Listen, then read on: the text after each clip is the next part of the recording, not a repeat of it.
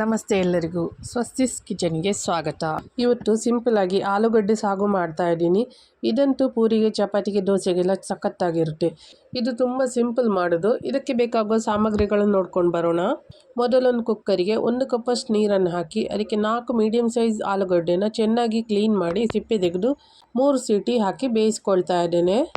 ಈಗ ಒಂದು ಪ್ಯಾನ್ ತೊಗೊಂಡಿದ್ದೀನಿ. ಇದಕ್ಕೆ 3 ಟೇಬಲ್ ಸ್ಪೂನಷ್ಟು ತೆಂಗಿನ ಎಣ್ಣೆನ ಹಾಕ್ಕೊಳ್ತಾ ಇದ್ದೇನೆ. ಎಣ್ಣೆ ಬಿಸಿಯಾದಾಗ ಇದಕ್ಕೆ 1/4 ಟೀ ಸ್ಪೂನಷ್ಟು ಸಾಸಿವೆ, 1/4 ಟೀ ಸ್ಪೂನಷ್ಟು ಜೀರಿಗೆ, ಹಾಗೆ ಕಟ್ ಮಾಡಿಟ್ಟ 3 ಕೆಂಪು ಮೆಣಸನ್ನು ಹಾಕ್ಕೊಳ್ತಾ ಇದ್ದೇನೆ. ಕೆಂಪು ಮೆಣಸು ಬದಲಿಗೆ ಹಸಿಮೆಣಸಿದ್ರೆ ಅದನ್ನು ಹಾಕ್ಕೊಳ್ಳಿ, ಸ್ವಲ್ಪ ಟೇಸ್ಟ್ ಡಿಫ್ರೆಂಟ್ ಆಗಿರುತ್ತೆ. ಈಗ ಇದಕ್ಕೆ ಒಂದು ಸಣ್ಣಗೆ ಹೆಚ್ಚಿದ ನೀರುಳ್ಳಿ ಹಾಗೆ ಸ್ವಲ್ಪ ಕರಿಬೇವಿನ ಸೊಪ್ಪನ್ನು ಕೂಡ ಹಾಕ್ಕೊಳ್ತಾ ಇದ್ದೇನೆ. ಈಗ ಸಣ್ಣಗೆ ಹೆಚ್ಚಿದ 1 ಕ್ಯಾರೆಟನ್ನು ಕೂಡ ಹಾಕ್ಕೊಳ್ತಾ ಇದ್ದೇನೆ. ಹಸಿ ಬಟಾಣಿ ಇದ್ದರೆ ಅದನ್ನು ಕೂಡ 1/4 ಕಪ್ಪಷ್ಟು ಹಾಕ್ಕೊಳ್ಳಿ. ಸ್ವಲ್ಪ ರುಚಿಗೆ ತಕ್ಕಷ್ಟು ಉಪ್ಪನ್ನು ಹಾಕ್ಕೊಂಡು ಇದನ್ನು ಚೆನ್ನಾಗಿ ಫ್ರೈ ಮಾಡ್ಕೋಬೇಕು. ಕ್ಯಾರೆಟ್ ಎಲ್ಲ ಹಾಕೋದ್ರಿಂದ ಒಳ್ಳೆ ಕಲರ್ಫುಲ್ ಆಗಿರುತ್ತೆ. ಮತ್ತು ತರಕಾರಿ ತಿನ್ನದೇ ಇರೋರು ಕೂಡ ಇದರಲ್ಲಿ ಕ್ಯಾರೆಟ್ ತರಕಾರಿ ತಿನ್ಕೋತಾರೆ, ಚೆನ್ನಾಗಿರುತ್ತೆ. ಇದನ್ನು ಮಿನಿಮಮ್ ಏನಿಲ್ಲ ಅಂದರೂ 3 ನಿಮಿಷ ಚೆನ್ನಾಗಿ ಫ್ರೈ ಮಾಡ್ಕೊಳ್ಳೋಣ. ಯಾಕಂದರೆ ತರಕಾರಿ ಎಲ್ಲ ಬೇಯಬೇಕು, ಅಂದರೆ ಕ್ಯಾರೆಟ್, ನೀರುಳ್ಳಿ ಎಲ್ಲ ಚೆನ್ನಾಗಿ ಬೇಯಬೇಕು. ಸೊ ಇದು ಚೆನ್ನಾಗಿ 2 ರಿಂದ 3 ನಿಮಿಷ ಬೆಂದಿದೆ. ಈಗ ಇದಕ್ಕೆ 1/4 ಟೀ ಸ್ಪೂನಷ್ಟು ಅರಶಿನ ಹುಡಿ ಹಾಕ್ಕೊಳ್ತಾ ಇದ್ದೇನೆ. ಮತ್ತು ಇದನ್ನು ಕೂಡ ಒಂದ್ಸಲ ಚೆನ್ನಾಗಿ ಮಿಕ್ಸ್ ಮಾಡ್ಕೊಳ್ಳೋಣ.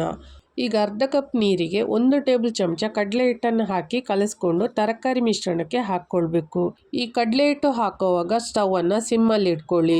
ಇದನ್ನು 1-2 ನಿಮಿಷ ಚೆನ್ನಾಗಿ ಫ್ರೈ ಮಾಡ್ಕೊಳ್ಳಿ. ಯಾಕಂದರೆ ಈ ಕಡಲೆ ಹಿಟ್ಟಲ್ಲಿ ಹಸಿ ಹಸಿ ವಾಸನೆ ಇರುತ್ತೆ, ಅದೆಲ್ಲ ಚೆನ್ನಾಗಿ ಫ್ರೈ ಆಗಬೇಕು. ಈ ಆಲೂಗಡ್ಡೆ ಸಾಗುನ ನೀವು ಬೆಳಿಗ್ಗೆ ಬ್ರೇಕ್ಫಾಸ್ಟ್ಗೆ ಆದರೂ ಮಾಡ್ಬೋದು, ಇಲ್ಲಾಂದರೆ ನಿಮಗೆ ಸಂಜೆ ಹೊತ್ತು ಚಪಾತಿ ಏನಾದರೂ ಮಾಡೋದಿದ್ರೆ ಕೆಲವರು ದೋಸೆ ಕೂಡ ಸಂಜೆ ಹೊತ್ತು ಮಾಡ್ತಾರೆ, ಅಂಥ ಟೈಮಲ್ಲಿ ಕೂಡ ಮಾಡ್ಕೋಬೋದು. ಇದನ್ನು ಚೆನ್ನಾಗಿ ಮಿಕ್ಸ್ ಮಾಡ್ಕೋಬೇಕು. ಇದು ಸ್ವಲ್ಪ ದಪ್ಪ ಆಗುವವರೆಗೆ ಮಿಕ್ಸ್ ಮಾಡಿದರೆ ಸಾಕು. ಈ ಆಲೂಗಡ್ಡೆ ತಣ್ಣಗಾದ ನಂತರ ಇದನ್ನು ಸ್ವಲ್ಪ ಕೈಯಲ್ಲೇ ಸ್ಮ್ಯಾಶ್ ಮಾಡ್ಕೊಳ್ಳಿ. ಈಗ ಇದಕ್ಕೆ ಆಲೂಗಡ್ಡೆನೂ ಕೂಡ ಹಾಕ್ಕೊಳ್ತಾ ಇದ್ದೇನೆ. ಇದನ್ನು ಚೆನ್ನಾಗಿ ಮಿಕ್ಸ್ ಮಾಡ್ಕೋಬೇಕು. ಸ್ಟವ್ನ ಸಿಮ್ಮಲ್ಲೇ ಇಟ್ಕೊಳ್ಳಿ. ಇದನ್ನು ನೀವು ವಯಸ್ಸಾದವರಿಗೆ, ಚಿಕ್ಕ ಮಕ್ಕಳಿಗೆ ಕೂಡ ಕೊಡ್ಬೋದು. ಸೊ ಗ್ಯಾಸ್ಟ್ರಿಕ್ ಏನೂ ಆಗಲ್ಲ, ಯಾಕಂದರೆ ಗಟ್ಟಿಯಾಗಿ ಪಲ್ಯ ಥರ ಮಾಡಿದರೆ ಗ್ಯಾಸ್ಟ್ರಿಕ್ ಆಗೋಗುತ್ತೆ. ಇದು ತೆಳ್ಳಗೆ ಮಾಡ್ತೀವಲ್ಲ ಸಾಗು ಥರ, ಸೊ ಇದರಿಂದ ಗ್ಯಾಸ್ಟ್ರಿಕ್ ಏನೂ ಆಗಲ್ಲ. ಈಗ ಇದಕ್ಕೆ 1 ಕಪ್ಪಷ್ಟು ನೀರನ್ನು ಸೇರಿಸ್ಕೊಂಡು ಚೆನ್ನಾಗಿ ಮಿಕ್ಸ್ ಮಾಡ್ಕೋಬೇಕು. ನಿಮಗೆ ಇನ್ನೂ ತೆಳ್ಳಗೆ ಬೇಕು ಅಂದರೆ ತೆಳ್ಳಗೆ ಮಾಡ್ಕೋಬೋದು. ಇದನ್ನು ಲೋ ಫ್ಲೇಮಲ್ಲಿ ಇಟ್ಕೋಬೇಕು. ಇದಕ್ಕೆ ರುಚಿಗೆ ಸ್ವಲ್ಪ ಉಪ್ಪು ಹಾಕ್ಕೊಳ್ತಾ ಇದ್ದೇನೆ. ಖಾರ ಏನಾದರೂ ಕಡಿಮೆ ಆಗಿದ್ದರೆ ಒಂದು ಸ್ವಲ್ಪ ಚಿಲ್ಲಿ ಪೌಡರ್ ಕೂಡ ಹಾಕ್ಕೊಳ್ಬೋದು, ಚೆನ್ನಾಗಿರುತ್ತೆ. ಇದನ್ನು ಲೋ ಫ್ಲೇಮಲ್ಲೇ ಸುಮಾರು 5 ನಿಮಿಷ ಕುದಿಯಲು ಬಿಡ್ತೀನಿ. ಮಧ್ಯೆ ಮಧ್ಯೆ ಒಂದು ಸಲ ತಿರುಗಿಸ್ಕೊಳ್ಳಿ. ಉರಿಯನ್ನು ಜಾಸ್ತಿ ಇಟ್ಕೊಂಡು ಕುದಿಸಿದರೆ ಇದು ಗಟ್ಟಿಯಾಗಿ ಹಲ್ವಾ ಥರ ಆಗುತ್ತೆ. ಕಡಲೆ ಹಿಟ್ಟು ಹಾಕೋದ್ರಿಂದ ಸಣ್ಣ ಉರಿಯಲ್ಲಿಟ್ಟು ಕುದಿಸ್ಕೊಳ್ಳಿ. ಸ್ವಲ್ಪ ತೆಳ್ಳಗೆ ಇರಬೇಕು. ನಾನು ತಗೊಂಡಿರೋ ಆಲೂಗಡ್ಡೆಗೆ 1 ಟೀ ಸ್ಪೂನ್ ಕಡಲೆ ಹಿಟ್ಟು ಸಾಕು. ನೀವೇನಾದರೂ ಜಾಸ್ತಿ ಮಾಡೋರಿದ್ರೆ ಕಡಲೆ ಹಿಟ್ಟನ್ನು ಜಾಸ್ತಿ ಉಪಯೋಗಿಸಿ. ಈಗ ಇದನ್ನು ಚೆನ್ನಾಗಿ ಮಿಕ್ಸ್ ಮಾಡಿಕೊಂಡು ಸ್ಟವ್ ಆಫ್ ಮಾಡ್ಕೊಳ್ತಾ ಇದ್ದೇನೆ. ಇದು ಪೂರಿ, ಚಪಾತಿ, ದೋಸೆ ಎಲ್ಲದಕ್ಕೂ ಚೆನ್ನಾಗಿರುತ್ತೆ.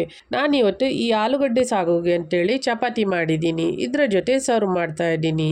ನಿಮಗೆ ಈ ವಿಡಿಯೋ ಇಷ್ಟ ಆದಲ್ಲಿ ಲೈಕ್ ಮಾಡಿ, ಶೇರ್ ಮಾಡಿ, ಹಾಗೆ ಕಮೆಂಟ್ ಮಾಡಿ ತಿಳಿಸಿ.